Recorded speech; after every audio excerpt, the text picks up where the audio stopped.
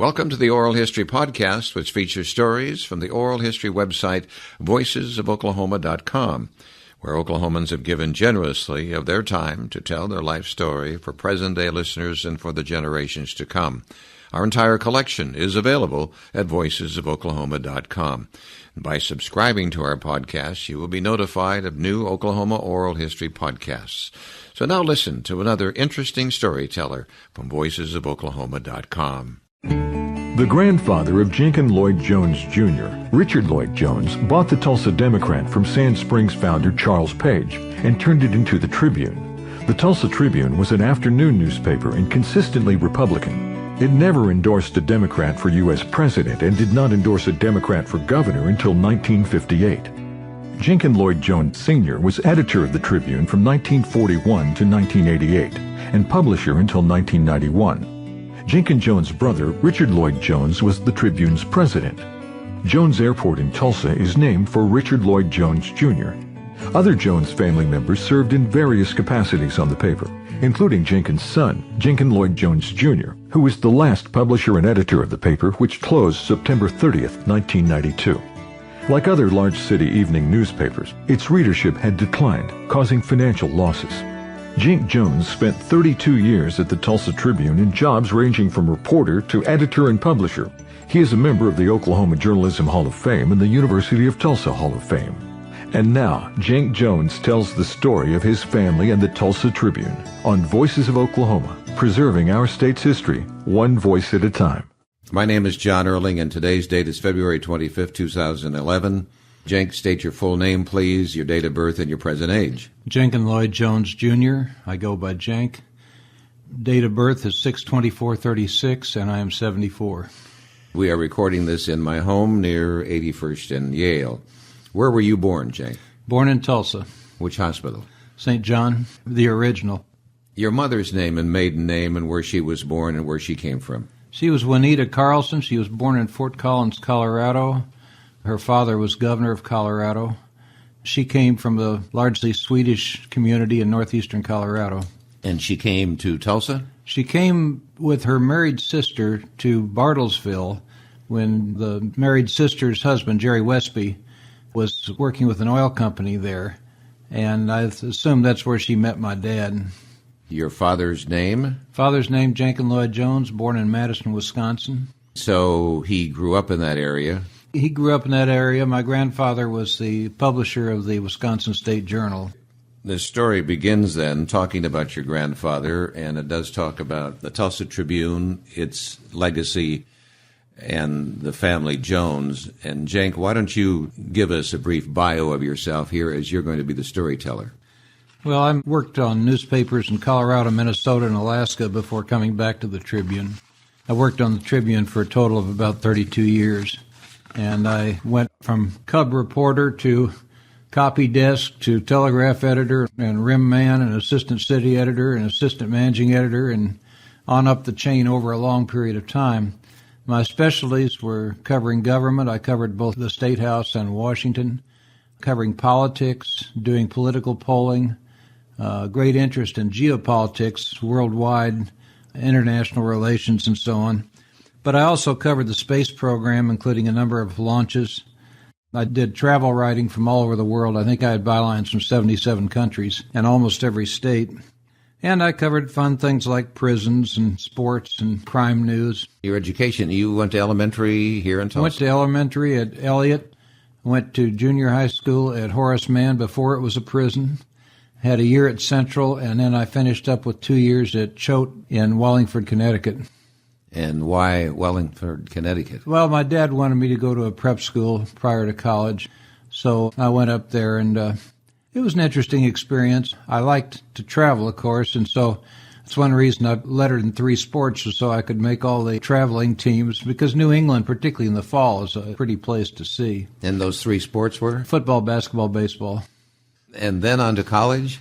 Then went to the University of Colorado, where I was the 10th member of my family to go to school there. My grandfather, who became the governor of Colorado in 1914, was the center of the Colorado line, along with his 2 Swedish brothers, about 1900. And then I had an uncle that played football up there about the late 20s and early 30s, was a Rhodes Scholar and was Carl Albert's roommate.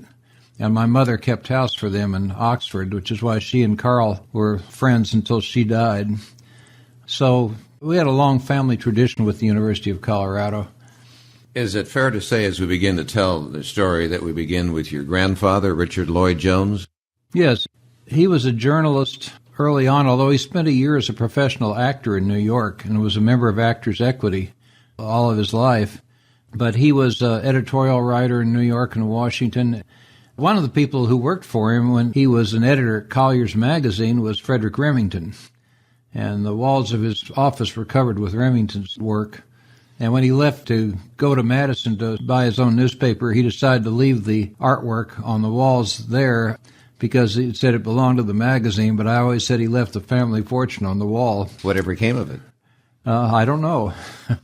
But he went back to Madison, where he made a considerable name for himself, along with his first cousin, Frank Lloyd Wright. My grandfather left Madison in 1919, but still made enough of an impact on the community that he was voted one of the 100 most significant citizens of Madison for the 20th century, even though he missed the last 81 years of it. Wasn't he also founder of All Souls Unitarian Church? He was co-founder of All Souls Unitarian Church, along with Bill Hallway. Here in Tulsa. Mm-hmm. And his father was a Unitarian minister. How did he connect to the Tulsa Tribune? I don't know the full background, but I know he came down to Oklahoma at the time of statehood.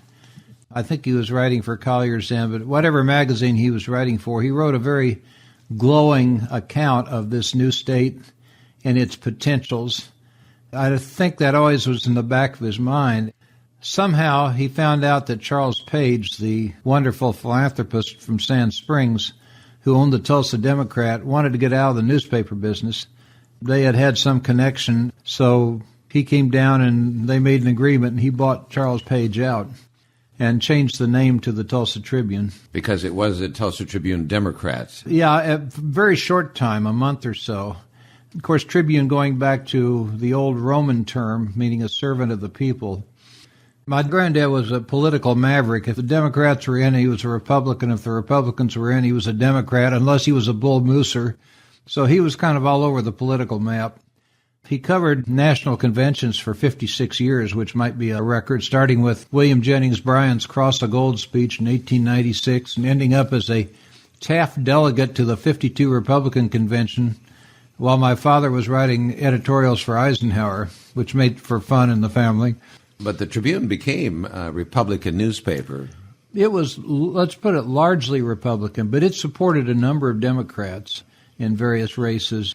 It was a very strong supporter of Howard Edmondson in 1958, the first really Reform Democrat and the first Reform governor we had, and the first from Tulsa. It supported Mike Monroney in 62 for the Senate, and in 1968, my dad, who was, of course, the editor and publisher, and my uncle, who was the president of the company, ran the business side, split on who to support. So instead of ducking the issue like most papers would, they wrote editorials, one for Bellman, one for Monroney, of equal length.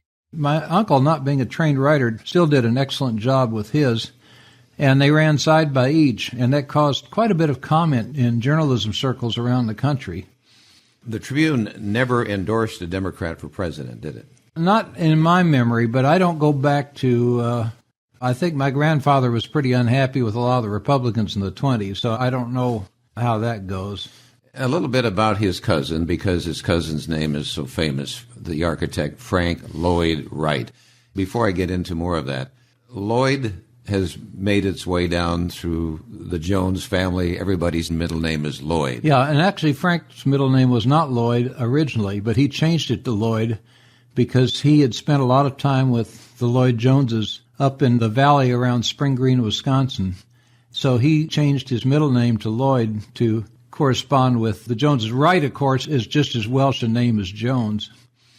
So then he was spending time with the Lloyd Joneses. With the Lloyd Joneses. And who were they then? Well, that was the family that came over from Wales in the late 1840s. My great-grandfather, who became the Unitarian minister, went off to the Civil War as a drummer boy and soon ended up as an artilleryman. and fought through many of the great campaigns on the western part of the Civil War. So then you've maintained to honor the name of Lloyd nearly every mail. Actually, I don't know how it works, but a lot of times in correspondence you would see Lloyd Jones hyphenated, which is often something you see in the British Isles. So we just gradually dropped the hyphen, although I still had some correspondence with the hyphen, and just made it a middle name, even for our children. Your grandfather commissioned Frank Lloyd Wright to build a house for him here in Tulsa in 1929, and that house still stands there. What is the address of that? I think it's 3704 South Birmingham. Did you live in that house? Yeah, for about 2 or 3 weeks when I was 4 and a half. We had moved from the original house that the Jones family had bought up on Vancouver and Cameron on the northwest side up near Owen Park. We were moving into a house at 38th and Lewis, and it had some repairs that needed to be done. So we stayed in my grandfather's house for 2 or 3 weeks. That had to cause quite a sensation in Tulsa with this famous architect, but he hadn't really attained his fame yet. Your grandfather was probably trying to help him out. Yeah, he was trying to help him out because there wasn't a lot of work at that time. It was the start of the Depression. I think Frank was already pretty well known, but he hadn't achieved top fame. Remember, this was some years after he had built the Imperial Hotel in Japan that was practically the only building that survived the 1923 earthquake. So that had done much to make his name. The name of the house was? West Hope. Why that name? I don't know. Yeah. My granddad had a summer place first in Minnesota and later in Wisconsin, which was named North Home. So West Hope. It was listed on the National Register of Historic Places, and it remains. You mentioned the Depression. Comment about the Great Depression and how management had to cut staff, reduce salaries, and that type of thing. I was only born into the latter half of the Depression, but I do know that Dad told me that at times they tried to keep staff, but they had to make 4 pay cuts during that time, including his. Of course, newspapermen weren't paid very much at that time, and wages generally were minuscule compared to what they are today. So some of those cuts may have been 50 cents a week, but since 50 cents could pretty well feed a family a good meal, that could be important. But they managed to hold the paper together, and they had a separate building. They were on Archer Street. I think the military wanted the building as World War II approached, so they decided to move into the World building and set up a joint operating agreement with the World, which was only the 3rd such agreement in the country. Each newspaper remained independent in staff, editorial writing, and news, but they shared presses, trucks, engraving equipment, and things like that, so that there was a considerable cost saving for both papers. And that was in 1941, I believe. Yeah, 1941. Your grandfather, Richard Lloyd Jones, had 2 sons and a daughter. Let's name them. Okay, Richard Lloyd Jones Jr. My father was Jenkin Lloyd Jones. And my aunt was Florence Barnett. Barnett was her married name, but she was better known as Bisser or Biss, and that came because my dad, as a toddler, couldn't pronounce baby sister, so it came out Bisser, and that's how she got that nickname. All 3 siblings became part of the publishing work, and both your father then and your uncle were involved in it. Richard Lloyd Jones Jr. was president of the Newspaper Printing Corporation. Right. And then your father, Jenkin Lloyd Jones, served as the publisher and editor of the Tribune. Right. With that established, then, we move forward, and then you, as grandson, served as editor and publisher when the last issue of the Tulsa Tribune came off the presses. Let's talk about May 31st, 1921, and the Tulsa race riot. There was an encounter between Dick Rowland, a black teen, and an elevator operator, Sarah Page. The door to the elevator opens, she screams, and the rest is history. History tells us then, and you can take off from here, about a headline in the May 21st, 1921 edition of the Tribune that said, "Nab Negro for attacking girl in elevator." It is frequently cited as a contributing factor in race riot. So, in your historic view of this and what you know as a family member, what can you contribute to that? Well, I hadn't seen that headline until my sister brought it up to me a few weeks ago, but if that's an inflammatory headline, I don't know journalism, because it was very much the style of the day in newspapers everywhere. You wanted a strong active verb early on, and they used the term Negro, which is what blacks generally were known as in those days. I never saw the story. I do know that my grandparents hid black people in their home during the race riot. I also know that my grandfather, when he was the publisher in Madison, had taken Booker T. Washington into his home when all the hotels in that so-called liberal city refused to serve him.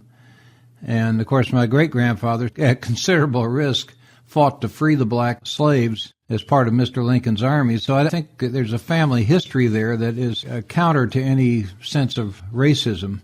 I do know also that when the riots hit a lot of American cities in the 60s, and Tulsa was at a very, very tense point, my dad did something I don't think I've ever seen him do, and that was he ran a front-page editorial that just said, let's cool it.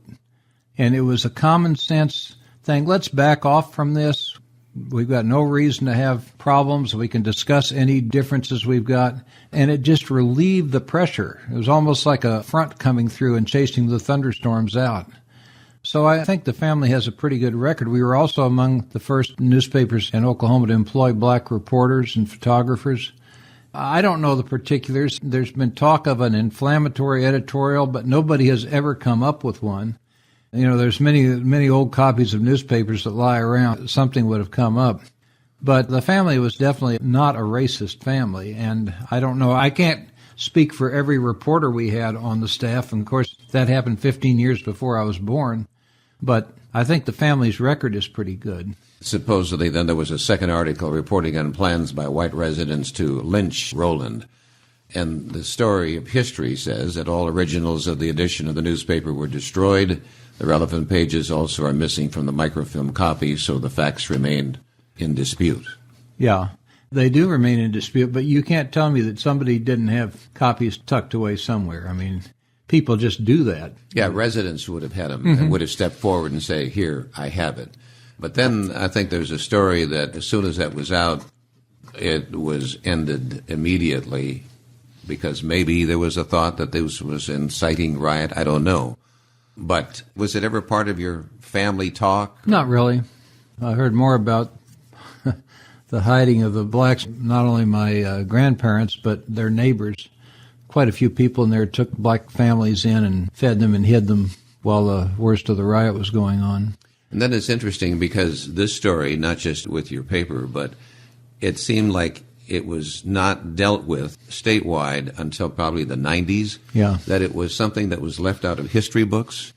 And a lot of students of my age and younger who grew up here said... You're speaking of the race riot itself. I'm sorry, yes, I am. That it was never continued on in history books. Well, I think most kids were aware of it in school, but it was not something that was dwelt on.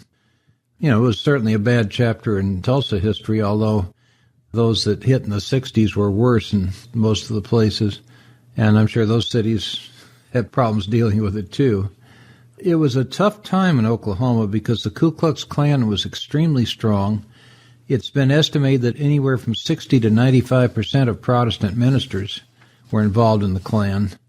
And the Klan really was two functions. It had all the bad elements of the Klan, anti-black, anti-Jewish, anti-Catholic. But in some small oil-field boom towns, there was no law. So people, to run the prostitutes and the gamblers and the thieves out of town, joined the Klan and made that their concern. So the Klan was very big. A majority of the legislature at one time was supposed to be Klansmen. You have to look at what happened in Tulsa against that kind of a background. Your grandfather, then, Richard Lloyd Jones, he knew how to drum up circulation. He sponsored beauty pageants because the Tulsa World was already in operation. Yeah, the Tulsa World was actually both younger and older than the Tribune because the Tribune's roots go back to 1905 with the Democrat. Tulsa World came in, I think, a little after statehood. But the name of the Tribune didn't come on until 1920, so in that respect, its ancestry was older, but the name was newer. He was pretty active. He maybe attacked city officials, accused them of corruption and weak law enforcement. He was a real populist sort of guy, and that increased circulation. You were the afternoon newspaper, publishing every day but Sunday, or did you? Published Sunday, too. Oh, you did. But you dropped Sunday, didn't you? Dropped Sunday when they went into the joint operating agreement in 1941. Your grandfather, though, was an interesting guy because in his writing, he would have these Saturday sermonettes, and he became famous for those, I believe. He was a friend of presidents, Theodore Roosevelt, Woodrow Wilson. He was a very close friend of Alf Landon. We named our son Landon. It was just a name we picked out of the blue. But when I interviewed Alf Landon and told him that, he sent me a picture of himself with my grandfather. I thought this was interesting. Once your grandfather was criticized for being a conservative. He said, I would conserve the humanism of Lincoln. I would conserve the steamboat, the telephone, the radio. I would conserve justice. I would conserve democracy, out of which freedom comes. In conserving these, we progress. Well, he was a great Lincoln follower. He purchased the Lincoln birthplace to set it aside as a national monument. He represented a group of young men that ponied up the money together for it. He gave Gilcrease Museum a live mask of Lincoln's hands and face, which are on display in the Americana exhibit at Gilcrease right now. This is, of course, 2011. He was just a tremendous fan of Lincoln. Richard Lloyd Jones, your grandfather, died at the age of 90 in 1963. Right. You remember details of that? It was a pretty well-attended funeral. I was finishing my tour in Washington when he died, so I wasn't there in the last weeks. I had come down to see him maybe 2 months before. Yes, it was a big funeral. Your grandmother and her name? It was Georgia Hayden. She was a pretty extraordinary woman. I think she had an IQ of about 160. She was totally legible with either hand. She played golf left-handed at a time when women didn't play golf. I was lucky because I inherited her left-handed clubs, so I played with wooden shafts and ladies' clubs until they started making men's left-handed clubs. But she was a college graduate. She was national president of Kappa Kappa Gamma. She was a teacher. She was a leader in women's suffrage, in Planned Parenthood, a lot of issues, some of them fairly controversial. We should mention that your uncle then, Richard Lloyd Jones Jr., served with distinction in aviation. And he served in the Tulsa Municipal Airport Authority and the board of McDonnell Douglas for decades. Right. I think he was chairman of the authority, and then he was very active in the move to get American Airlines maintenance base to Tulsa. He and my dad both became pilots after the war on the GI Bill. Both of them had gone into World War II, overage, past draft age, and they had the kinds of jobs that would have made them secure from being drafted or anything. But they both went in as naval officers. Dick served as a gun captain on a merchant ship. My dad was on a CVE, which, in other words, a baby flat-top aircraft carrier, in on the battles of Iwo Jima and Okinawa. They were always proud of the fact that they went, as Dad said, in harm's way, even though neither of them considered themselves heroes. They were just among the other 12 million people who went off to war. You remember stories that they may have told from war days? I know my dad, the Japanese kamikazes off Okinawa were targeting carriers in particular. One of them made a run at their carrier, and a CVE was not an armored ship. Basically, they were old freighters that they just sawed the top off and put a flight deck and an island on, and you could put 25 or 30 planes on them. But there was one Japanese kamikaze that made a run at them and would have hit them and probably blown the ship to pieces. But one of their scout planes, the last possible second, shot him down just maybe a quarter of a mile away. That was a harrowing experience. I think the worst thing for my dad was an avid walker. And for 91 days, he was confined to the flight deck of a small carrier. So when he finally got ashore in Guam, he took a long walk into a coconut grove. And when he came out, an MP saw him and he said, "I wouldn't go in that grove if I were you, sir. There are Jap snipers in there." Any other war remembrances that either one of them might have brought back? Only my dad's remembrance of the end of the war. He and the ship's doctor had taken a walk up into the hills. They were in Pearl after the Okinawa campaign, refitting to go in on the invasion of Kyushu, which was to be the first of the Japanese islands to be invaded. And, of course, the atomic bomb had been dropped. Dad and the ship's doctor were walking up in the hills where you could overlook Pearl Harbor, and all of a sudden a very flare went up. And then another one went up. And then every very flare the sailors could get hold of went up in the air. And Dad just turned to the doctor and said, the war's over. Because those sailors were going to shoot off everything they could. Well, your uncle's love of aviation, he helped establish, apparently, then Riverside Airport in Jenks, and it was renamed in his honor. Mm-hmm. And so we have Jones Airport. Right, which is usually referred to as Riverside Jones because there's a Jones Airport in Bristow, and that can be a little bit confusing. Yeah, Dick was also an aviation columnist for the Tribune for a while, and he took a pen name, I think it was Nina Manasseh. It was two little towns in Wisconsin near where he grew up that he just borrowed for his pen name, sort of like a Mark Twain. And then about your father, he flew. He loved aviation as well. Mm-hmm. Your father, Jenk, became Assistant Secretary of the Navy under President Eisenhower. Yes, he was only in that role for 4 or 5 months because my mother became extremely ill and Dad came back to Tulsa to take care of her. But he was always very interested in the Navy. He actually served in the Pentagon as a speechwriter for an admiral after World War II because despite the fact that he'd been in on 2 major naval battles, he still didn't have enough points to get out immediately. So he spent several months as a speechwriter for an admiral, which probably helped him in his later speaking career because he became nationally famous as a speaker. And he was president of the American Society of Newspaper Editors. Yes. President of the U.S. Chamber of Commerce.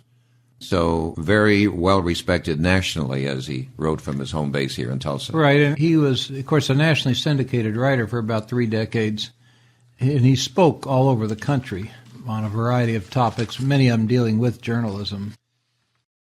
So let's talk about some of the major campaigns that the Tribune led. As I throw them out to you, you will have more background to them. The paper led the state fight for reapportionment, which was very crucial to urban areas getting equality. Maybe you can tell us about that. Well, Oklahoma never did reapportion according to the Constitution. And my dad filed suit in 1941 against the legislature. The Supreme Court said the legislature was in violation of the Constitution, but it assumed the legislature would see the error of its ways and correct them, which, of course, the legislature didn't.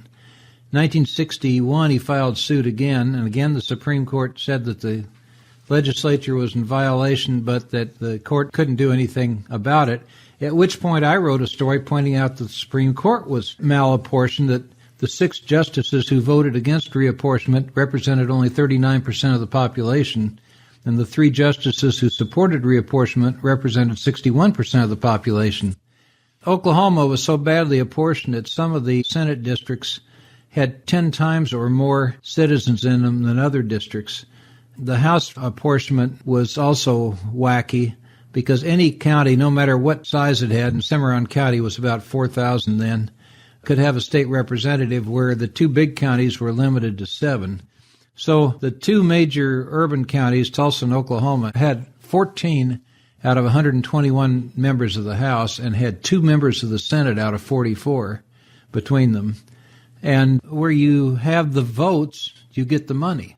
So all the money in the state was going into rural roads and rural things, and the highways that served Tulsa particularly were dreadful. I mean, for so many years, all that transport had to go down the narrow, twisting 2-lane Highway 66 between Tulsa and Oklahoma City. It was basically about a 3 to 4 hour drive. The roads north to Bartlesville and southeast to Muskogee and just about anywhere you wanted to go out of Tulsa, the roads were terrible. When reapportionment came in, and that came as a result of a 3-judge federal court ruling in 1962, later reaffirmed by the U.S. Supreme Court, all of a sudden, then Tulsa got equal representation, and so did Oklahoma City and other urban areas. What did it mean? First of all, it meant a lot more state representatives and senators. It opened representation to blacks. There had only been 1 black in the legislature up until that point, and that was in 1908. It opened it to women because there had been only 1 woman state senator between the 1920s and 1974. It brought money into areas which were much more representative of youth than the smaller counties, which were generally much older in population. At the time of reapportionment, Tulsa did not offer a single hour of state-supported higher education. Now there are 7 state colleges of one form or another in Tulsa County or immediately next to Tulsa County, plus Rogers State at Claremore. So there's just an enormous difference in that alone. The roads are better. The cities have been getting the kind of financing they deserved for so long. Reapportionment was the most important single factor in Oklahoma history, and it was the Tribune who led the fight for that. It made a lot of enemies, as you can imagine, in rural areas. So that was a decision by your father to lead that fight. Yeah, but my grandfather very much supported it, too. Yeah. The paper also pushed for central purchasing, which has saved the state and other agencies a great savings. Yeah, hundreds of millions of dollars at least. That was one of the reforms that Howard Edmondson brought in, and Howard was the first governor from Tulsa and the first real reform governor in state history, a Democrat elected in 1958.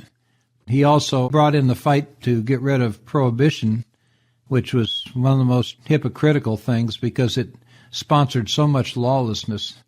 We strongly supported that. And that was an interesting coalition you ran against, because you ran against a combination of churches and bootleggers who worked closely together under the table to try and defeat anything that would get rid of prohibition. Edmondson was in office what years? 59 to 63. And it produced such people like Cleo Epps? Yeah, the bootleggers you had, Cadillac Jack Edwards and Cleo Epps, all sorts of... Big Al McDonald? Yeah. Of course, a lot of those people were robbers and killers on top of being bootleggers. Your average pint pincher wasn't a major problem, but we had real criminal elements. And we'll speak of Nolan Bullock later, but I remember the time that we got word that the sheriff up at Jay would take money to allow the bootleggers to run liquor through his county. Once you could get inside the border county, you were pretty safe in moving your cargo around. So Nolan, who could talk like George Raft, the famous movie actor, got on the phone and talking out of the side of his mouth, he made a deal with the sheriff as how much money they would give the sheriff to run liquor through the county. Of course, we had other reporters listening in on other lines. They made a deal, the sheriff wanted so much and so on, and then we printed the story. And the sheriff barely got out of town ahead of the vigilantes. So that would have been in the 50s? In the 50s. Yeah. And the sequel to that is years later, Nolan was up in Delaware County doing a story, and he was about out of gas, and he pulled into a gas station. And the guy who comes out to service him is the ex-sheriff. The sheriff looks at Nolan, and Nolan looks at the sheriff, and Nolan drives out of there as fast as he can, with the sheriff jumping in a car and chasing him through the hills. And Nolan didn't stop until he pulled up on the courthouse lawn at Jay, where the new sheriff was a personal friend and could protect him and escort him out of town. Wow, that's a great story. We can wrap this by saying that Prohibition actually produced criminals beyond bootlegging. Oh, sure. It made them go into other forms of lawlessness. Yeah, just like bootlegging in the Capone era and in New York and so on, spread on into drugs and numbers rackets and all sorts of other things. Anytime there's a lot of illegal money floating around, it's going to find some place to go.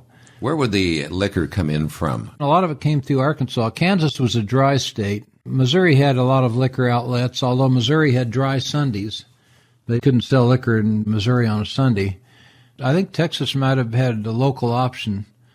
So a lot of the states around here were not particularly wet states, but I know a lot of it came in through Arkansas, through those porous eastern counties.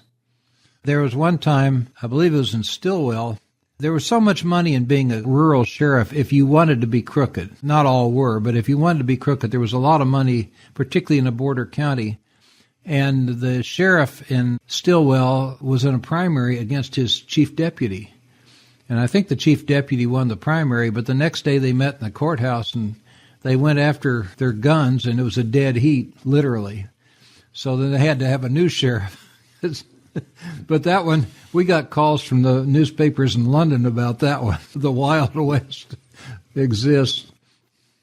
I have interviewed Buddy Fallis, former district attorney. And good friend. We talk about all these characters that he prosecuted back in those days. The paper supported the merit system laws that took patronage away from the state Senate. Yeah, state senators, particularly like the prisons of McAllister and so on, they had yay or nay on whether hundreds of people got jobs. And, of course, if you wanted a state job, you'd have to have a kickback in most cases to your state senator, or you'd have to contribute to the flower fund, as they called it, for his reelection, or you would have to go out and knock doors for him, something like that. So it was a highly inefficient system, which not only cost the state a lot of money, but often got it poor-performing employees. Whereas the merit system took the power away from the state senators. People had to pass tests. The ones that were the most meritorious were the ones that got the jobs. And it was a bitter pill with the state Senate. It took away much of their political power. All of a sudden, you didn't have this legion of workers who would go out and ensure that you'd win the next election. Raise money for you, all that. In the area of conducting investigation, reporter Bob Forsman, he was writing about county commissioners' crooked ways for many, many years. Yeah, he would go investigate the billings and so on, and he found that Commissioner A might be paying 6 times as much for road grader blades or culvert pipe or bridge lumber as Commissioner B, or that the commissioners in one county were charging significantly more for the same materials that the commissioners in another county. So he wrote frequent stories on them. We never put all the beads together on one necklace. In other words, we do a story here and a story there, but we hit a lot of the counties, and we certainly exposed a lot of fraud, including some in Tulsa County. One of the Tulsa County commissioners went to prison, and another one came very close to doing it. So Forsman was writing about that at least 2 decades before the county commissioners scandal broke, which really the revelation there came through the federal operations, mostly out of Oklahoma City, but then later through the Muskogee and Tulsa Eastern District and Northern District.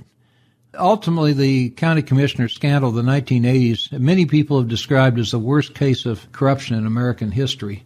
We have 77 counties, which means we have 231 county commissioners. We had approximately that many who were nailed for being involved. In some cases, there were 6 sitting or previous county commissioners in a single county. Some cases, like Tulsa County, there was no one indicted, so we were pretty lucky. We had more honest people, but this was a matter of literally the stealing of millions and millions of dollars. Some of it was in kickbacks. Some of it was in blue sky purchases, where you would write an invoice that you received something and you'd get paid for it, but you never got your material. And then you would kick part of that back to the supplier. Much of that was exposed by a lady, I think, in Stevens County, who got worried about the bridge her kids were crossing.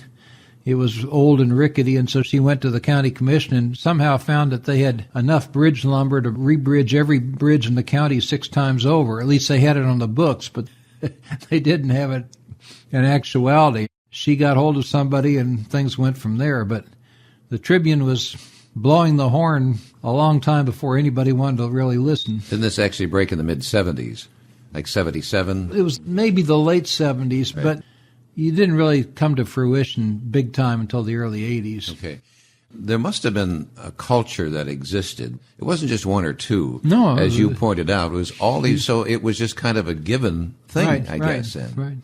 You look at much of the third world today, you run for political office so that you can steal the public money. A lot of our well-intended foreign aid goes into deep pockets, which is why the Swiss courts have been shutting down the assets of Gaddafi and Mubarak and others right now, because they realize that there are billions of dollars that should have gone to the peoples of those countries that went into the pockets of the rulers. Well, that was the same thing on a smaller scale in Oklahoma. Then again, we have Reporter Nolan Bullock. He broke the 1956 Wagner County vote scandal. There was a state senator, John Russell, over in Wagner County, and Wagner and Okmulgee County had a common Senate district, 2 counties, 1 district. Tom Paine from Okmulgee County ran against him, and Tom Paine was a relative reformer by Oklahoma standards. John Russell was part of what was known as the Old Guard, the get-along, go-along old boys that were used to passing favors and money between themselves. Well, Paine ran a good campaign, and he apparently had won the campaign by 500 and some votes. And then they discovered 700 and some absentee votes in Wagner County. Now, that was about 10 times as many absentee votes as Tulsa County would cast at that time. And the votes came in like 680-something to 23 in favor of Russell, which made him narrowly the winner. Well, they started to investigate, and they found out that Russell's workers had gone out and paid people in nursing homes and other places with $20 state checks to vote for him. So you were using state money to buy the votes to reelect the guy. The Tribune broke that story. Well, the old guard wanted Russell back in, but that was a little too hot for them to handle. So they eventually decided there'd be a new election, and Russell claimed he was the winner, so he didn't need to run again. Payne filed, Russell didn't, and the courts declared Payne the winner. It was one of the most blatant examples of the problem. You know, this business of reapportionment, again, I did a story in 1962 about the inequalities of road money spending. Harper County in northwestern Oklahoma was basically a Republican county, although the registration was slightly Democratic. Harmon County in southwestern Oklahoma was heavily Democratic. Had the same population. I think the difference was 10 people. But one of them had almost 100 times as much money, the one in southwestern Oklahoma, as the one up in northwestern Oklahoma. Tulsa and Bartlesville tried to communicate over that terrible Highway 75 that went up around Dead Man's Corner and the Singing Highway, and it wandered from Vera to Ramona to Oshaleta, and it was anything but the straight shot we have today. And it was a very dangerous road. And yet down in southern Oklahoma, where the political power lay, you had 4-lane highways with almost no cars on them. I always said you could study Oklahoma politics by driving from Ardmore to Medill, because Ardmore had a weak state senator, so Highway 70 out of there was just a typical 2-lane road. You crossed over into Johnson County, where the chairman of the Highway Committee of the Senate lived, and all of a sudden the road broadened out and had big, beautiful shoulders. Then you got into Marshall County, where Raymond Gary, the former governor and the kind of the leader of the rural forces, lived, and you had a 4-lane highway with nothing on it except the occasional chicken. When the newspaper would break these stories, like the Wagner County vote scandal, would the newspaper get threatened? Yeah, you got some threats. Mostly those were bluster. We had dealt with some union violence where we got a few death threats and so on, and I've had a death threat or two, but usually if they're going to make threats, they're not too dangerous. They're getting it off their chest. It's the guy who doesn't say anything, like some of these terrorists we're dealing with, that is the more dangerous. Also back in the 50s, it was the Skelly Bypass paving scandal. Yeah. Your newspaper broke that story as well. Yeah, we hammered on that. We had a highway commissioner from Claremore who was kind of involved in that. What it was they simply built the road with inadequate base, inadequate depth of pavement and so on, and started to fall apart almost as soon as it was built. And then the same commissioner, as soon as we built the Will Rogers Turnpike, then reached over and 4-laned Highway 66 running parallel to it to Claremore. You can argue there was a considerable waste of state resources. And then later he 4-laned 5-mile stretches that didn't connect of Highway 66 on the theory that some future commissioner would have to connect the dots. And so, again, just an awful lot of money wasted that the state didn't have to waste. There was that stretch known as Skelly Bypass. Yeah. It comes off the Turner Turnpike about a mile and a half northeast of where the turnpike ends. The road forks. Red Fork Expressway goes into downtown Tulsa and becomes 244. The one that forks off to the right is I-44, and it crosses the Arkansas River around 51st Street, goes east to approximately Yale, and then diagonals northeast all the way out to East Tulsa, then goes straight east from about Admiral. It was at one time called the Chinese Wall because people didn't think anyone would build south of the Skelly Bypass, which is one reason we have these tremendous traffic jams, because we don't have many places you can get through that wall. Why was it called Skelly Bypass? The name for Bill Skelly, who was Skelly Oil president and a great philanthropist in Tulsa. He had Skelly Stadium. He was one of the founders of aviation in Tulsa. He was involved in many philanthropic things, and so it was to honor him. He had nothing to do with bringing funds in for that stretch of road? No, that was just the name. To give it to his honor. Right. Bill Skelly did a lot for the city. He was the founder of Spartan. He was very big in the aviation business. Yeah. Interesting, we had a nail the pusher program that allowed people who may have been afraid to call the police to use as a conduit to pass on information on drug dealers, and many were arrested. Yeah, I was the conduit. People would write just nail the pusher, the Tulsa Tribune, and they'd all come to me. I would put a code number on as, some way of contacting back if their information led to an arrest and a conviction. It provided an awful lot of information to the police. Let's put it this way. There probably weren't too many Boy Scouts writing in. A lot of them may have been drug pushers trying to get rid of the competition, but if we could get enough people doing that, we could clean up the town a bit. So that was your project? I think my dad came up with the idea, but I was the one that handled it. Nail the pusher program. Yeah. We had, I'd say, several hundred people over a period of time write in to check out somebody or other, or this guy is peddling at this corner. How many do you think were arrested as a result? I don't know how many, but I know that there were a fair number. Mm-hmm. And if nothing else, it put names in the police files that they could follow up. The Tulsa Tribune got very involved in the community. For a long time, the Tribune had a public appeal to send kids from poor families for a fun week of summer camp. How did that work? It worked very well. It grew.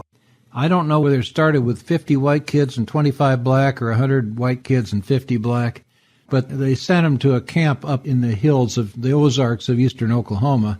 A lot of these kids had never been literally off the pavement. They had never had a chance to go canoeing or fishing or play softball or anything like that. So it was a real eye-opening experience for them. For many of them, I think it meant that they could see there was something better in life to strive for than they were used to. So it may have been an incentive. We had it for girls, too, later. I think it was just boys initially. That program lasted from the 1930s until the Tribune closed in 92. You had another campaign known as the Neediest Families Campaign, and the Tribune started that. Yeah. That was to help families at Christmas that, for one reason or another, illness or injury or loss of a job or something like this, families that had particularly dim prospects for a Christmas. Almost invariably, the ones that involved with children, too.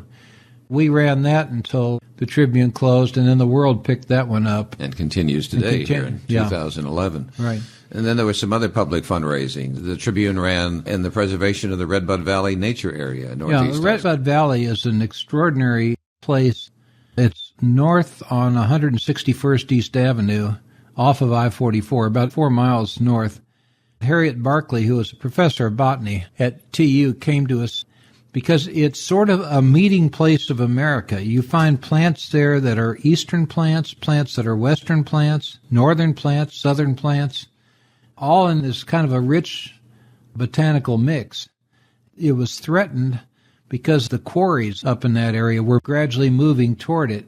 So what we did was, through the public, raise the money to purchase Redbud Valley, and it's still set aside as a nature preserve and an area where universities and high schools can go out and study various botanical things. There's also some geological interest out there. And then the pedestrian bridge, which is another thing. They were getting set to tear up the old Midland Valley Bridge across the Arkansas River. We've got a figure on how much it would cost to repair it so that you could use it for bicyclers or joggers. Ultimately, they built fishing piers and so on. But we sold it to the public, I think, at $12 a foot. For $12, you could buy a foot of bridge, and we raised enough money to repair that. And today, it's the main link between hiking trails and bicycling trails on both sides of the river. Which the paper pushed for, a major system of biking and hiking trails. The late Jim Sellers, and Jim just died last week. That was one of his special projects. He wanted to see not only the city completely ringed by biking and hiking trails, but connected to other municipalities around here, and we've come a long way toward that. There's some great people that worked for the Tulsa Tribune. Let's just mention some of them. We have Joe Howell. He was a reporter for your paper for more than half a century. Yeah, Joseph E. Howell is the way he bylined his work. He worked for us, he was in his 80s when the Tribune closed, and he would have never been retired by us, I'll guarantee you. I mean, he was a walking encyclopedia. Young reporters could ask, Joe, what was this that happened in 1953? He could tell them to the decimal point. He was an expert in Oklahoma politics. I greatly enjoyed working with him on that. He had covered state highways from the days when they were dirt and gravel. He knew more about the GRDA probably than anybody at the GRDA. In fact, if Joe wasn't at a GRDA meeting, their main source of reference was missing. He covered the Arkansas River navigation system from the very early days. He took a break from the Tribune for a couple of years, and he worked for a year for Senator Robert S. Kerr, who was the driving force behind the Arkansas River navigation system. So he got deeply involved in that, and he covered that whole long and difficult process of getting that thing built. He covered the state capitol for many years for us. He even covered agricultural things because he lived on a farm up close to Locust Grove, would commute in every day. So he knew agricultural things.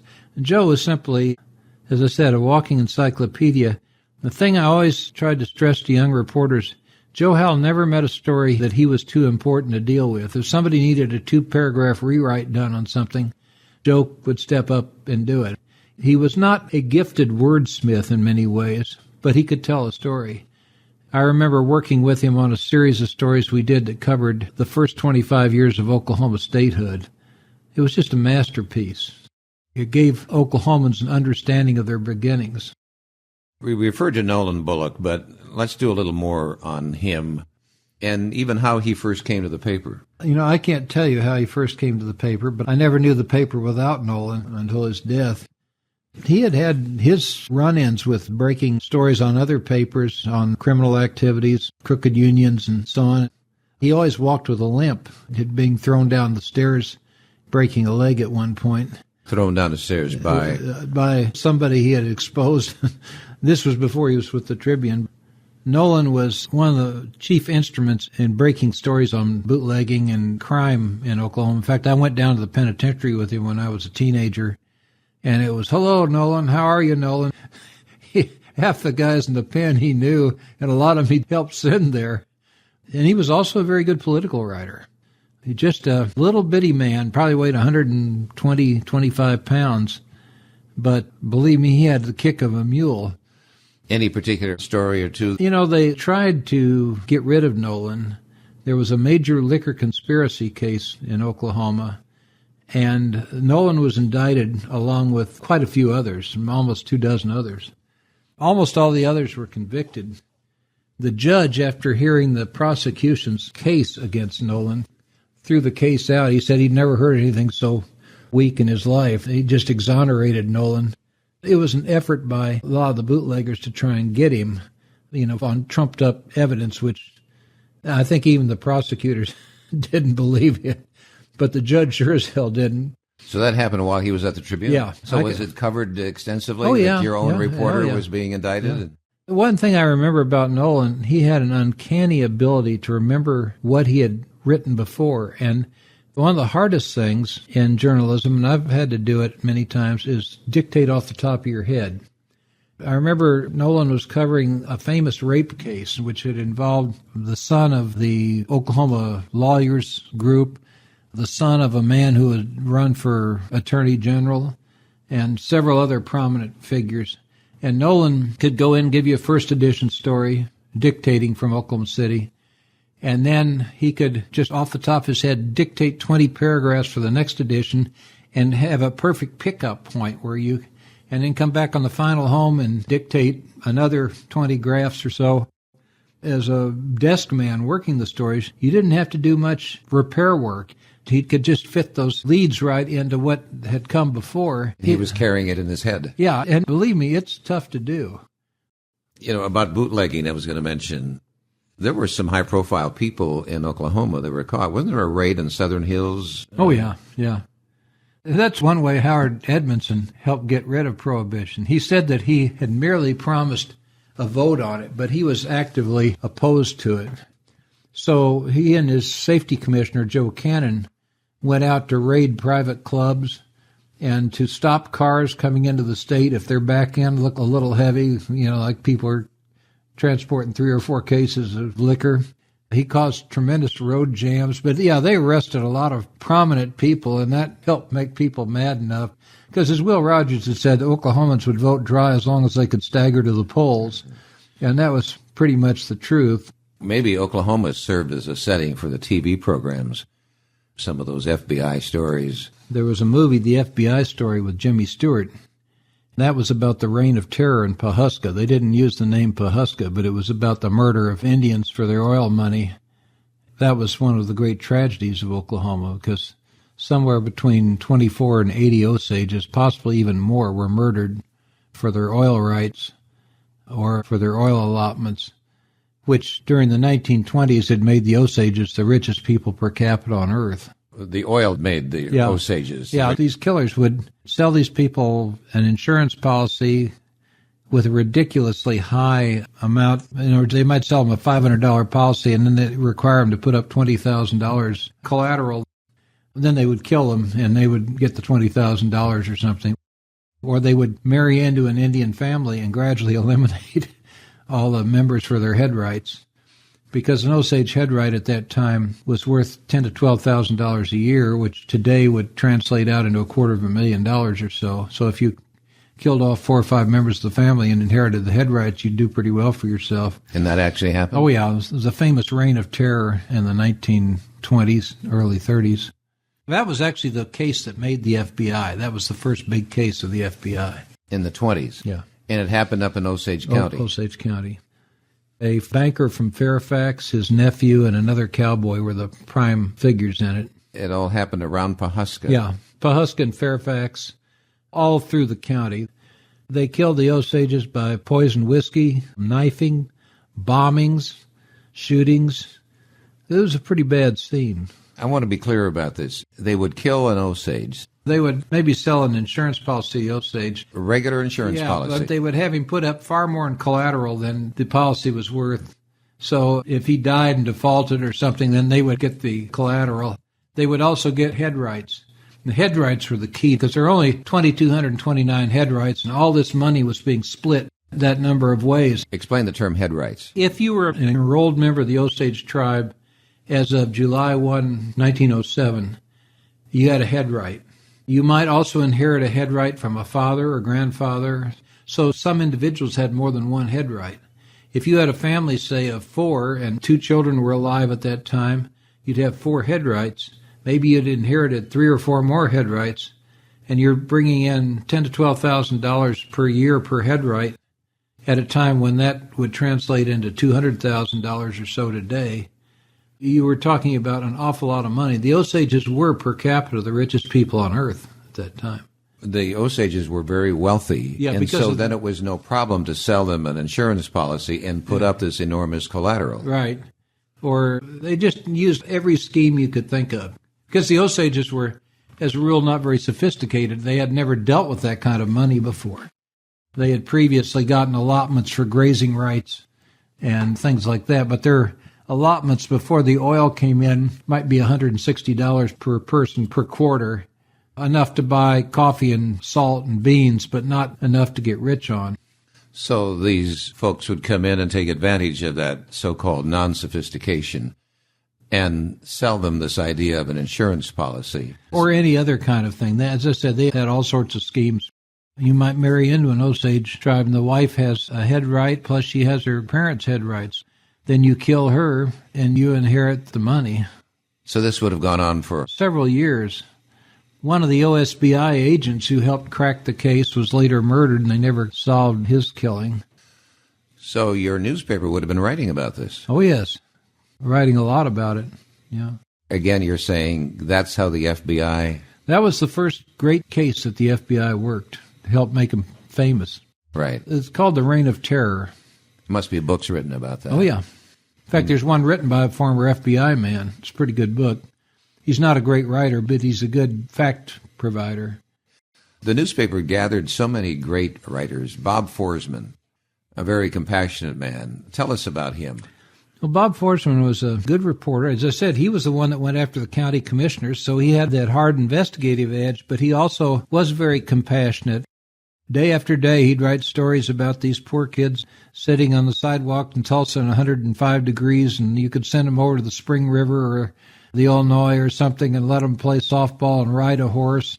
He was also a gifted feature writer. He could go down to police court, just watch police court, and come back with some of the funniest stories you ever saw. I remember going with him. This was the 1950s, and it was a different world racially. There wasn't as much tolerance of blacks as there certainly is today. But I went with Bob over to Hulbert, Oklahoma, in eastern Oklahoma.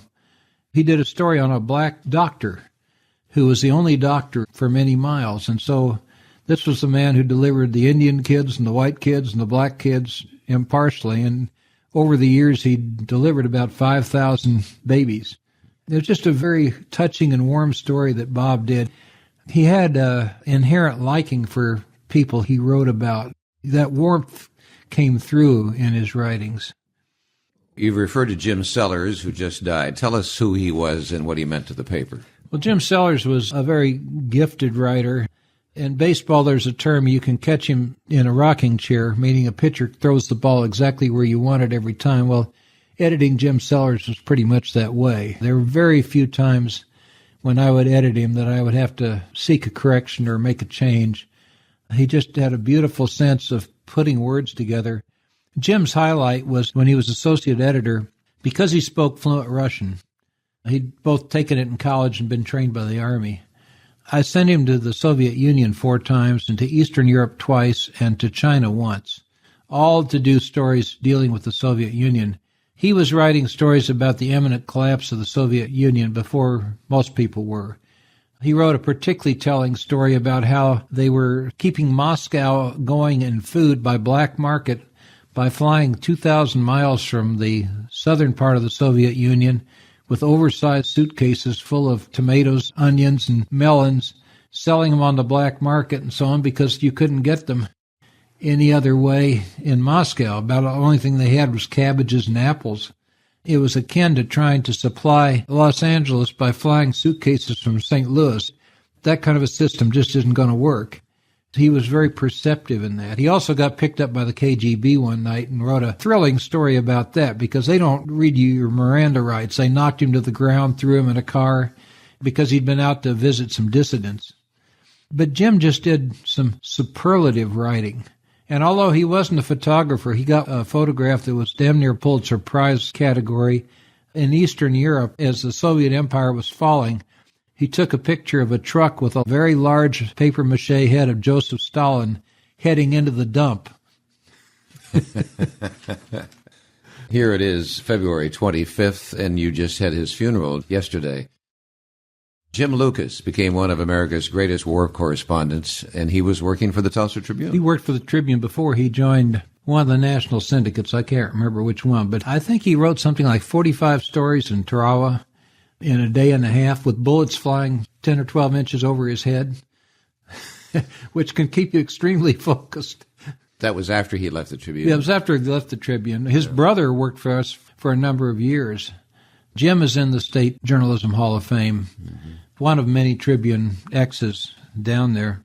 As a matter of fact, you're in the Hall of Fame as well, and you have family members in the Hall of Fame. Yeah, my grandfather, my dad, and my uncle are all in the Journalism Hall. It's amazing how that was passed on, this talent of writing. Names we know, we remember, Mary Hargrove and Frosty Troy. You have remembrances of them, of course. Oh, yeah. Mary became one of America's top investigative reporters. I remember, in particular, her kind of peeling back the layers of the Oral Roberts empire.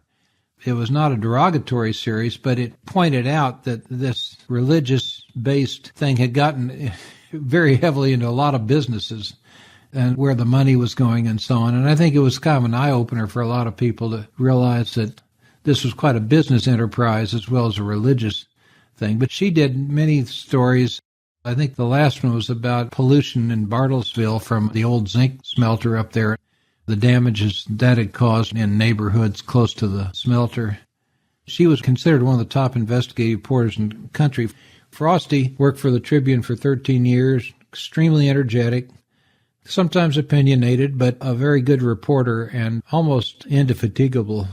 He also was a little guy like Nolan Bullock, and he had such an appetite. he was like a hummingbird. He burned up the calories very fast. That I remember there was one cafeteria in Oklahoma City that was an all-you-can-eat, and they barred Frosty from coming in. But he covered many stories for us. He and I switched in Washington. I succeeded him in Oklahoma City. He went to Washington, then I went to Washington. He went back to Oklahoma City. My dad liked to send a lot of our reporters to Washington, so we bought a little apartment about 3 blocks from the Capitol, and every year we would send one of our bright young reporters up there. For instance, the Daily Oklahoman had a reporter who had been there for 30-some years. We figured what they lacked in contacts and daily expertise, they often made up for in enthusiasm, and sometimes fresh eyes see stories that people who've been around for a long time don't. And then they would come back to the paper with a much greater understanding of how city and state government and Washington worked or didn't work together, which would help them, of course, whether they were covering schools or City Hall or what. When Mary Hardrow was writing about Oral Roberts and the business side you were talking about, did Oral complain to your father about this? He thought it was unfair. Did you ever hear from Oral Roberts about it? I don't think so. We always had a fairly good relationship with Oral. Bob Forsman was the one who broke the stories that Oral was going to build his university. And then Bob and I later won the AP Writing Award for an interview, a 4-hour interview we did with Oral. I did most of the writing, but Bob, who knew Oral very well and could ask certain pertinent questions, was very much a part of the interview. Generally, it's better for one person to do the writing. I remember Oral explaining to me his technique was not to speak to 20 million people at once, but to speak to one person 20 million times over. In other words, he would look out of that television set right into your eyes and communicate with you. Everybody felt he was just one-on-one with them. And when I wrote the story that won the award, it was Oral Roberts, basketball fan extraordinaire, plays the game of life man to man. And so you're able to use basketball terminology, and you got basketball, game, and man-to-man. But it really represented exactly the way Oral operated. Was that interview conducted in the 60s? It could have been 60s or early 70s. His university came about in the 60s. Yeah, it came about in the 60s. In fact, I helped him put together the Oracle, helped the students get the first baby steps started on school newspaper, because I'd been on school newspaper when I was in college. So that shows the friendly terms you were on with the Roberts. Yeah, and Oral lived next door to my granddad's place. You had to kind of go around the block to come in that way just because of the way fences worked. But my dad, on his walks, would often stop and talk to Oral. You know, religiously, they were several light years apart. You got to remember that he was a Universalist, and here's Oral Roberts, a Pentecost faith healer. But you know yourself, as a person who's interviewed so many people, you can interview people of vastly different beliefs than you have and still get along well. And Dad and Oral were friends. I mean, they weren't the kind who would go out to parties together or something, but they got along well. And I'm sure that Oral was probably upset to some extent just by the fact that we showed how big an industry it had become that wasn't all in the religious business. But I never got any gripes from him, and I would have heard from Dad if I had. I was asking that question because for this website, I interviewed Oral Roberts, and he said to me, you know, when the media came after me, I never struck back, did I? And I had to say no, so I was kind of testing to see. Well, if we came after him, it was just in the sense of showing how big the Oral Roberts thing had been. We didn't try and make a judgmental call on it. In fact, I remember one of Mary's sidebars was just about how much the City of Faith had meant to some of the people who had come down to see it. It was a very positive story. So, you know, when you're written about, you're much more sensitive to things. Maybe the fact that we pointed out that they had created X millions of dollars doing this or that could be looked upon negatively by them simply because it's being pointed out. You're not making a judgmental call whether it's good or bad, but sometimes they can get kind of sensitive. Right.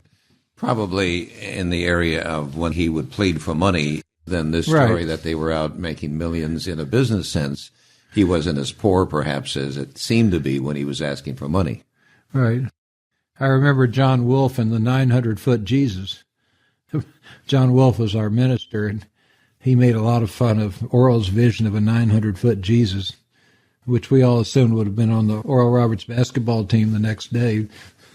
Right, and we all did, and I did my share of that on the radio, as a matter of fact. I used to start with you every morning on the radio because I'd get up at 4:45 and pick up the news and your things and listen to it on the way in. Yeah, those were good times.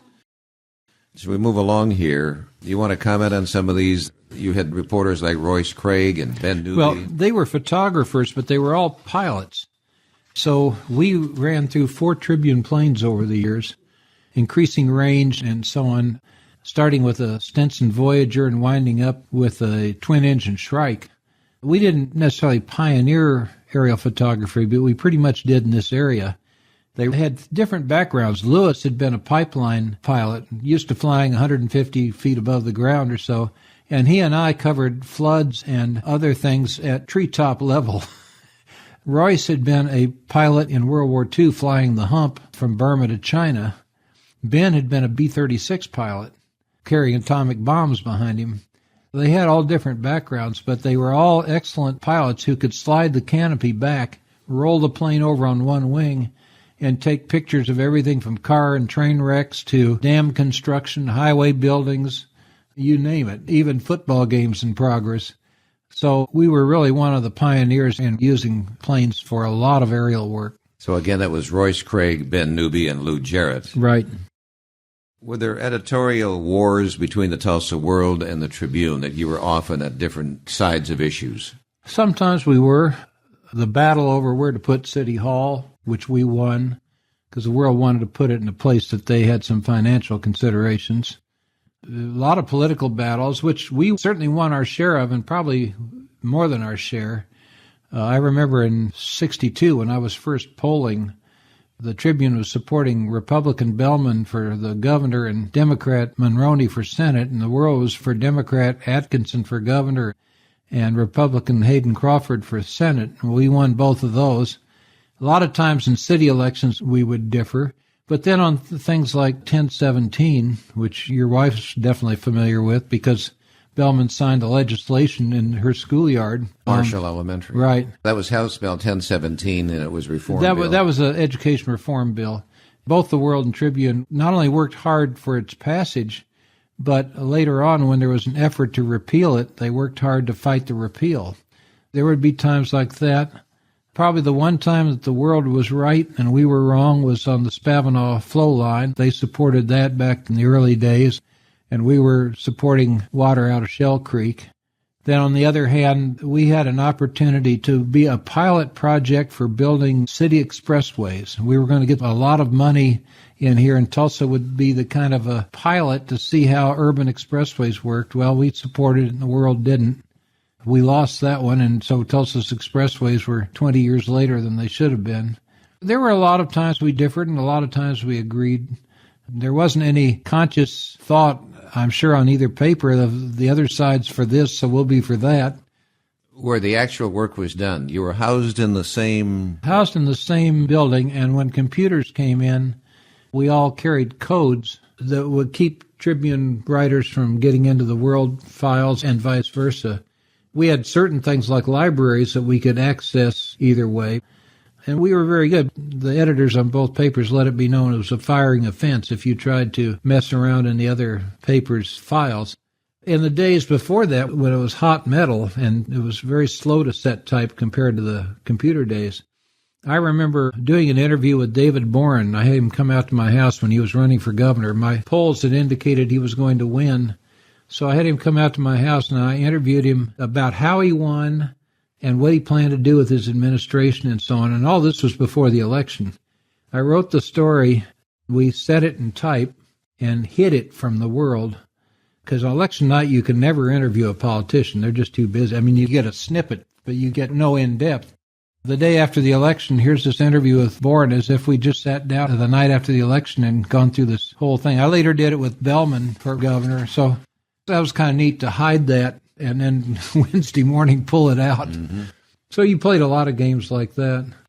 An interesting bit of how the newspapers worked. In the days of hot metal, we got our stories on teletypes at 66 words a minute, which isn't very fast. Then we would have to hand edit them, send them downstairs, get the type set, get it corrected, go through all the mechanical processes of making a mat and casting a plate and getting the plate downstairs. Well, Apollo 11, the first rocket to go to the moon, was due back on Earth on the minute of our press start deadline. So I had two options. I could either wait until they landed and then go through this long process that would have made us over an hour late starting the press, or I could do what I did, which was write their arrival back, write the whole story about how they came back to Earth successfully, make the plates, have them on the press, and unless somehow the capsule sank or something, as soon as the capsule landed in the water and the frogmen jumped in with the flotation gear, I picked up the phone and said, roll. So less than a minute after they hit the ocean, the Tribune's probably the first paper in the world rolling with their return from the moon. The only thing I didn't have in it was how far they landed from the carrier. So then that would have come out that afternoon. Yeah, right. Were there cases where you'd say, stop the presses? Oh, yeah. There are different ways. One day back before I started there, we had been sued in a case. The judge who was going to hear the libel case, there was some reason to run a picture of him in the paper, and they got the wrong cut line on it, and it said prize hog shown. And my dad came running out of the office yelling, stop the press. Well, a few papers had gotten out, and the judge got one of them. But fortunately, he had a sense of humor, and we won the case. The real one I remember that I was involved in was we had just started our final press run on the final home, and there were shots fired at the time Reagan was getting into the car. We knew that Jim Brady, his press secretary, had been hit, and that a policeman and a Secret Service man had been wounded. We didn't know anything about Reagan. But that was still dangerous enough that I stopped the press, and then I had to call the general manager and the composing room superintendent and go through all the steps, because there are several different departments. Don't send the boys out for lunch. We're going to come back with a hot one. We worked up about a 10-paragraph bulletin. We just had gotten that one finished and started into the plate-making process when the word came out that Reagan was shot. So, same thing. I stopped everything, and here we came again. By that time, we had that picture that won the Pulitzer Prize of Reagan being assisted into the car by a photographer who was in his second day on the job for the AP. Talk about luck. We got a story that Reagan had been wounded, taken to the hospital, condition uncertain. So our press started an hour and 13 minutes late that day. We didn't hit the front porch until maybe 6 o'clock in the evening. But at that time, we were still fresh because nobody until 7 or 8 o'clock knew what Reagan's condition was. Yeah, I had to stop the press twice that day. Wow. Unusual in the life of any newspaper. Oh, yeah. Stop the press. As a young boy, when did you think you wanted to emulate what your father did? Well, I don't know if I ever emulated what Dad did. We took somewhat different paths, and we had different areas. He always said I knew more about Oklahoma than he did, which I don't think is true. But certainly I covered the state. We both have been in every county seat in Oklahoma, and I've written stories from almost every county. But I remember in the 9th grade we had to do an occupational thing. Well, I did it on being police reporter, because I used to go down on Saturday mornings when I was a young teen and watch them run all the people through police court and so on. I always found that fascinating.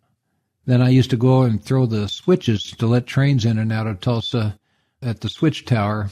The guy that ran the switch tower would let me throw the switches to let passenger trains and other things through town.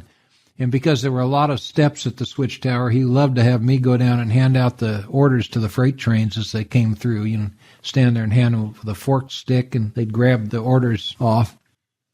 And that was 50 yards from the Ape's Nest, which was probably the worst den of iniquity in Tulsa, where you could get a guy killed for $25. Was that a bar? Oh, no, it was everything. A gambling den, drugs, whiskey, everything. It was at that T-junction of Archer and Greenwood. It's long since been torn down. It was an education just watching who went in and out of that. I used to ride with cops from time to time. I can remember kicking in drug dealers' doors at 4 a.m. with the cops, which is another way the police really trusted the Tribune, because we had reporters out on about 5 of those. I just happened to be on one. I went in with Lynn Jones, who became one of the first women to really rise high in the police department. So that was as a teenager? No, this was when I was an editor, actually. But they trusted us enough. This was a major operation that had to be carried out everywhere simultaneously. So we had reporters following the cops right through the door. And it's interesting because you never know quite what's going to be there. Perhaps in those cases you were scooping the Tulsa world many times. Yeah. And those kind of things. And I had a lot of interesting experiences. I went down to the deepest face of the deepest coal mine in Oklahoma, 1,600 feet underground, to do a story on the guys that work down there and the dangerous work. I've gone out on manhunts and flown with the Air Guard, bombing Arkansas, which is good exercise. And bombing Arkansas? Yeah, they have a bombing range over there near Fort Smith. They come in and drop the bombs and then pull 4Gs coming out of it. There are a few places I've been that my insurance agent shouldn't know about. Like the Middle East. I interviewed one guy one night who was number 2 terrorist in the world. I was with several other journalists. We met in a dark room because this guy moves every hour. And we interviewed some people who are in the anti-Arafat PLO, and when you go down into their bunker, you go past a couple of teenagers with AK-47s guarding the door. I've been underneath the DMZ in a tunnel the North Koreans dug, not for exercise. And you wrote stories from those areas. Yeah. The Tribune would often have staff-written stories from many, many countries. Right. One decade, I just got ambitious and went back and counted, and we had, I think, 60 countries that staff members had written stories from. Even Dick Jones, who was not a born writer, I mean, he was head of the Southern Newspaper Publishers and the Bureau of Advertising and the vice president of the Associated Press. But Dick was a businessman. He went to China, one of the first Americans to get into China, went in with Lindblad. He wrote his impressions. Dick was, as I said, not a trained writer, but he was a great people person and a great observer of people and of life. So he dumped 90 triple-spaced pages on my desk and said, "Here, fix these up." So it took a certain amount of hatcheting and clefting and putting leads and summarizing or wrapping up a story at the end. But Dick's observations were so good about everything from watching an operation where they used the needles instead of an antiseptic, to greeting school kids, to the fact that you could never throw anything away in China. He'd had a soiled baseball cap and an empty ballpoint pen, and he'd tried to hide them in trash bins and so on, and invariably somebody would come running out to the bus waving his hat or his pen and say, "Mr. Jones, you forgot."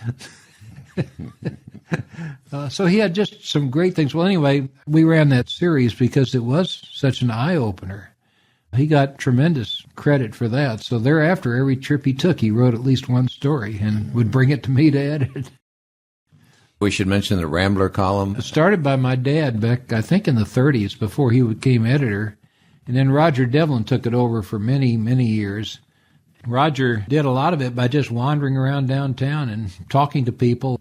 Of course, eventually he got known by a lot of people in town, and it was mostly bits and snippets of things. Troy Gordon's column was somewhat similar in the world. And then my brother Dave took it over. He, having been a former Washington reporter and an entertainment editor, came at it in a somewhat different thing. But anyway, 3 different people ran that column for over half a century, which is a pretty good sense of continuity. And we had some other great columnists. Jay Cronley came to us. Of course, his dad was an excellent sports writer on the Oklahoman. And so Jay grew up in the business, too, and he was himself a tremendous athlete, played baseball for OU and so on. I remember Jay learning to write in the column form that he used. I often use him as an example because I would edit him, but Jay would write and rewrite a piece until he got it the way he wanted. And, of course, the more you do that, then the less rewriting you have to do because you begin to learn the shortcuts to doing things correctly. Jay was a tremendous column writer who has had more than a dozen books published and I don't know how many magazine articles and so on. And then we had writers like Mike Sowell, who's now a professor of journalism at OSU, who was one of the great light touch writers. We had Jim Downing, who was Buddy Fallis's father-in-law, who would write stories about his family that were absolutely hilarious. As an example of the kinds of things we did, we sent Jim to drive from Tulsa to Panama and record his experiences. This was 40-some years ago.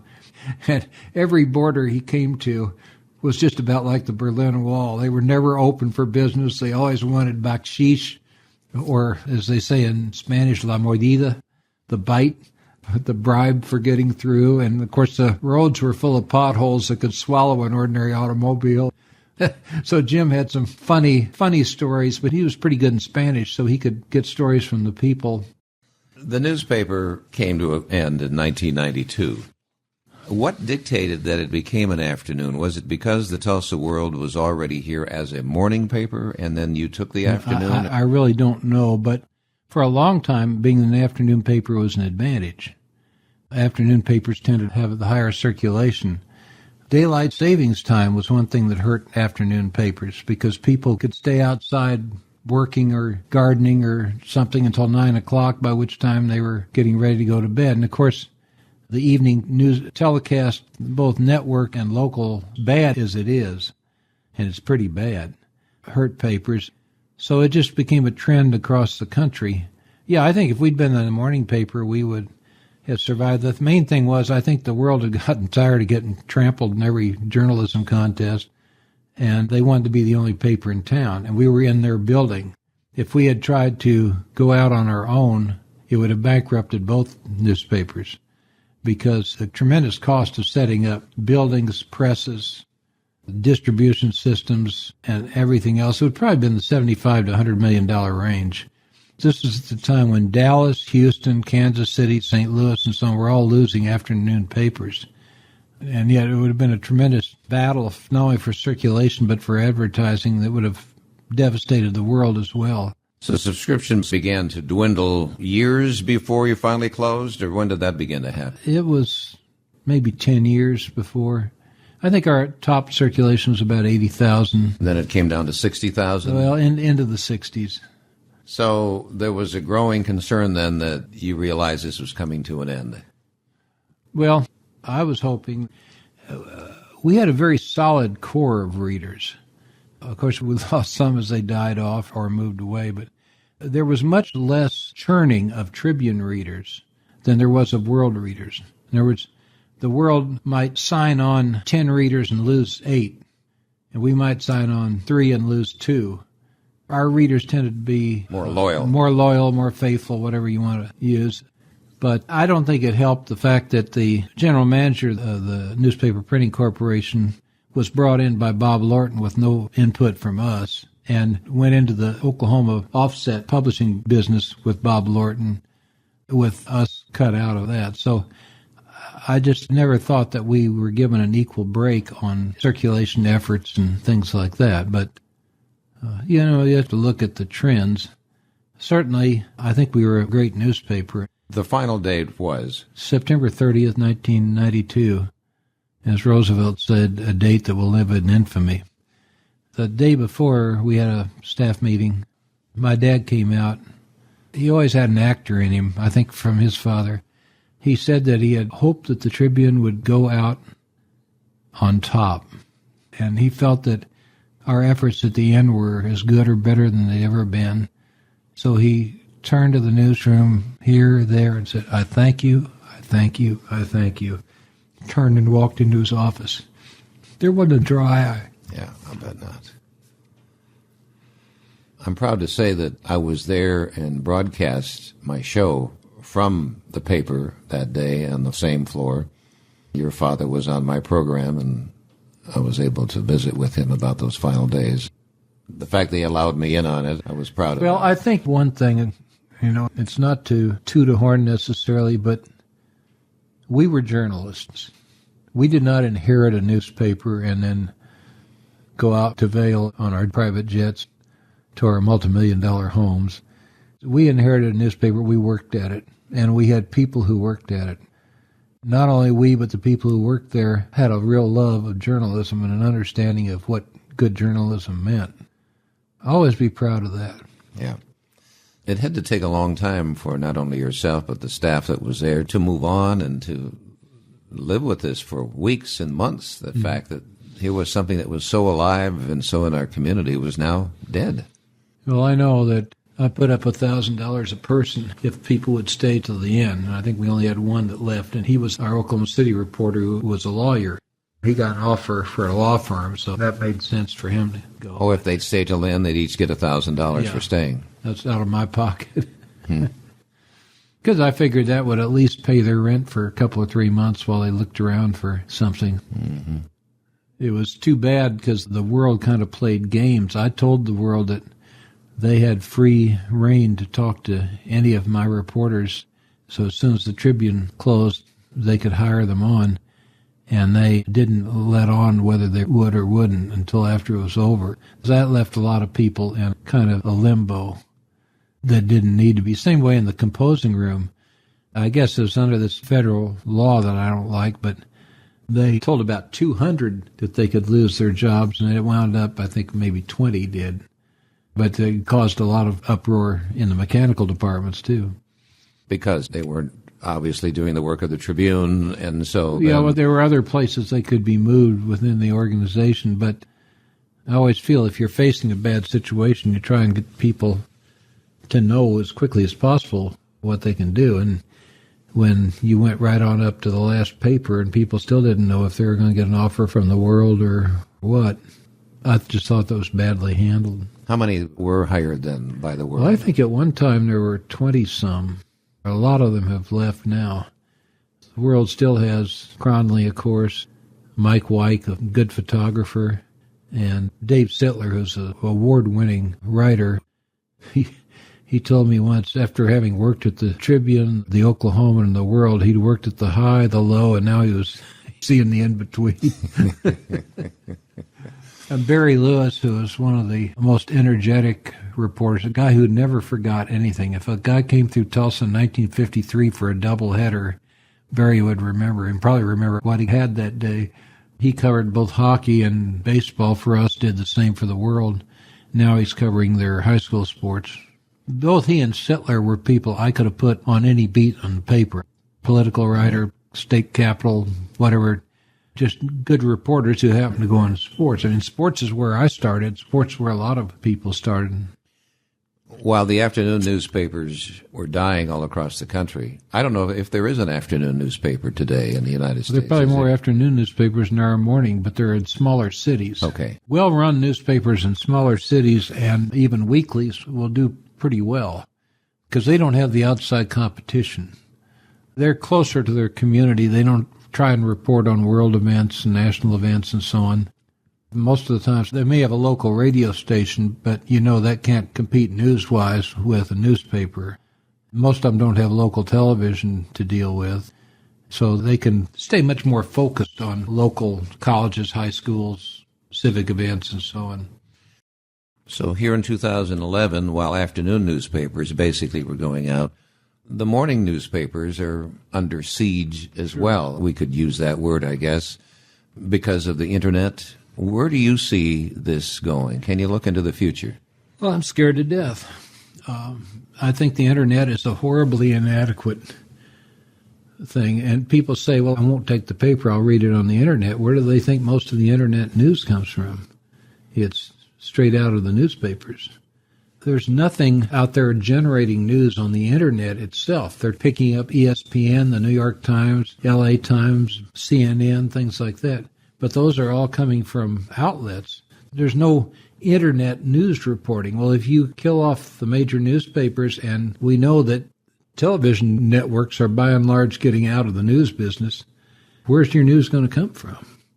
And where's your local news going to come from? That's even more difficult because there are just so many things that the printed page can do in terms of telling you what street closings there are, school menus, how the local hockey team or basketball team did, the latest tiffs in the city council and so on, that's never covered by broadcast journalism.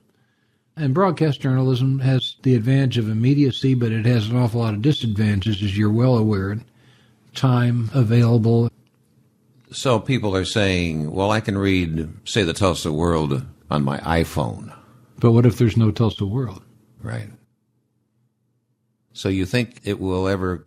There will always be something out there, but the quality of the something can be greatly reduced because it takes a lot of money to staff any kind of a news organization, whether it's CBS News or the Tulsa World or what. And it takes a certain degree of expertise.